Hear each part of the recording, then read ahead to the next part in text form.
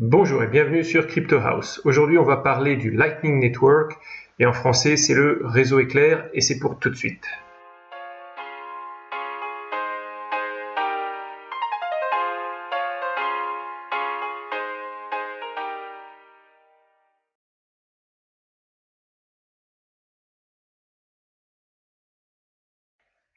Si vous êtes dans les cryptos depuis plusieurs mois, vous savez alors que la démocratisation du Bitcoin, elle est freinée par deux choses. Principalement par des coûts de transaction élevés. Donc on parle de parfois plus de 10 € pour une transaction et des transactions très très lentes, parfois plusieurs heures juste pour passer une seule transaction. C'est pour ça qu'en août 2017, il y a déjà eu une première évolution du Bitcoin avec le réseau Segwit. Si vous ne savez pas ce que c'est que le réseau Segwit, je vous conseille de voir la vidéo que j'ai fait la semaine dernière. Je vais mettre le lien dans la description.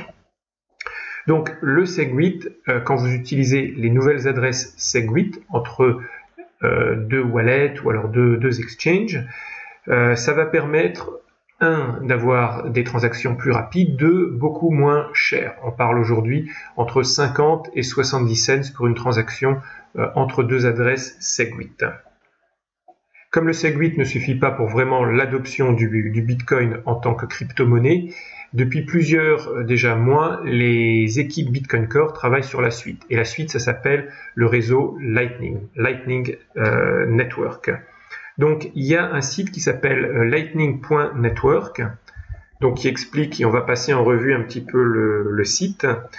Alors actuellement, où en est la situation? Si vous allez ici sur blockchain info, vous voyez le nombre de transactions à la seconde, et en ce moment c'est pas très glorieux. En général c'est dans les 2-3, et là on voit qu'il y a parfois, c'est dans les 1,5, 1,2 transactions à la seconde, ce qui évidemment n'est pas suffisant. Alors regardons maintenant le white paper. Alors il y a deux white papers, il y a un white paper light et il y a celui-là qui fait donc 59 pages, donc là c'est vraiment pour ceux qui aiment la technique, et le light que je vous recommande de lire, là lui il fait juste une seule page. Donc le Lightning Network, qu'est-ce qu'il promet? Il promet des transactions quasiment instantanées grâce à des smart contracts exécutés en dehors de la blockchain principale Bitcoin. Donc avec des transactions qui seront faites sur des smart contracts off-chain, donc juste à côté de la chaîne principale, et ce off-chain, c'est le Lightning Network. Et grâce au Lightning Network, on parle maintenant de paiement exécuté en simplement quelques millisecondes, donc très rapidement. Donc le Lightning Network, ça permet d'augmenter le nombre de transactions sur le réseau Bitcoin vers des millions de transactions à la seconde. Donc on va passer de 1, 2, 3 transactions à la seconde vers des millions de transactions à la seconde, ce qui est beaucoup plus que le réseau Visa et Mastercard.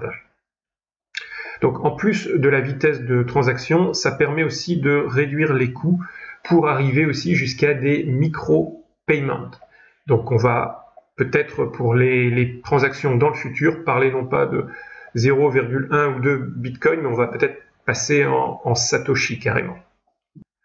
Alors le Lightning Network, ce qui est intéressant, c'est qu'il va aussi introduire de nouvelles fonctionnalités, notamment le paiement transactionnel cross-blockchain.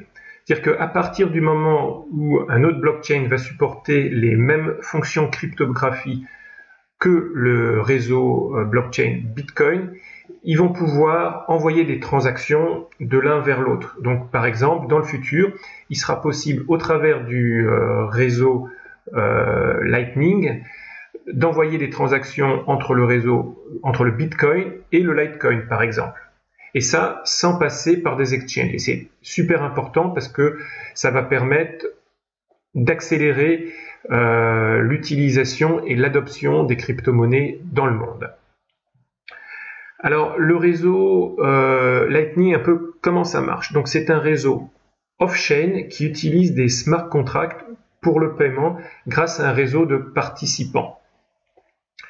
Donc, ça veut dire que les transactions, elles ne sont pas faites sur la blockchain Bitcoin, elles sont faites en dehors, sur un réseau en dehors, et ensuite consolidées sur le réseau Bitcoin. Et donc on peut faire un petit peu la comparaison avec le modèle d'Internet et les différents paquets. Alors là, il y a une représentation simplifiée du réseau. Alors si Alice, elle souhaite envoyer donc sur le réseau Lightning une transaction à Bob, donc un paiement à Bob, elle va envoyer donc le paquet à une node qui directement va l'envoyer à la node suivante pour arriver à Bob. Donc c'est le concept de la patate chaude sur Internet. Dès qu'un paquet arrive sur un routeur, il est rerouté vers un routeur suivant pour arriver à destination. Et ça, à chaque fois, le plus vite possible. Dès que le paquet arrive, hop, il est renvoyé au point suivant. Alors, où en est le réseau Lightning? Alors, le réseau Lightning, il est en test depuis le début de l'année 2018. Donc ça, c'est le réseau testnet que vous voyez. Il y a 1883 nodes, 5084 channels à travers le monde. Donc, il est en test. Il devrait être opérationnel normalement avant la fin de l'année 2018. Alors, ce qui est intéressant aussi ici sur cet article qui est paru mi-janvier, c'est qu'ils ont comparé les frais de transaction entre le Lightning Network et le Bitcoin Cash. Parce que bon, le Bitcoin Cash, l'intérêt principal, c'est d'avoir des transactions moins chères que le Bitcoin. Mais ça, c'était en décembre, janvier, d'abord avant qu'il y ait le SegWit et surtout avant qu'il y ait le réseau Lightning. Et quand le réseau Lightning sera opérationnel, il y aura donc une transaction coûtera 18 000 fois moins qu'une transaction sur Bitcoin Cash. Autant dire que le Bitcoin Cash a intérêt à évoluer, sinon je ne donne pas beaucoup de sa peau dans le futur. Autre info ici que j'ai trouvé, c'est que, alors c'était le 2 février, il y a eu déjà le 2 février 1000 transactions, donc 1000 paiements sur le Lightning Network.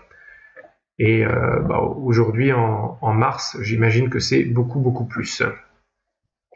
Enfin, pour terminer sur une note d'humour, alors ils ont retrouvé le gars qui avait acheté ces 2 pizzas en 2010 pour 10 000 bitcoins. Et ce gars-là, alors, il a refait une commande sur le réseau Lightning et cette fois-ci, il a payé 649 000 Satoshi, donc 0,006 Bitcoin, donc l'équivalent quand même de 62 $ pour acheter 2 pizzas. Donc je pense que dans une dizaine d'années, quand on verra que ce gars-là a payé 0,006 Bitcoin pour 2 pizzas, on se dira il est fou. Aujourd'hui, ça vaut, pour ce prix-là, on peut acheter peut-être 500 pizzas ou 1000 pizzas. Mais bon, donc le gars a de l'humour, donc malgré le fait qu'il ait dépensé 10 000 Bitcoins en 2010 pour 2 pizzas, il recommence ça en 2018. Et voilà, on le voit avec ses enfants. Donc en plus, il est public. Ok, ben moi je vous dis à bientôt pour de nouvelles vidéos. Donc si vous aimez les vidéos, abonnez-vous à la chaîne et un petit pouce vers le haut, ça fait toujours plaisir. Ciao ciao.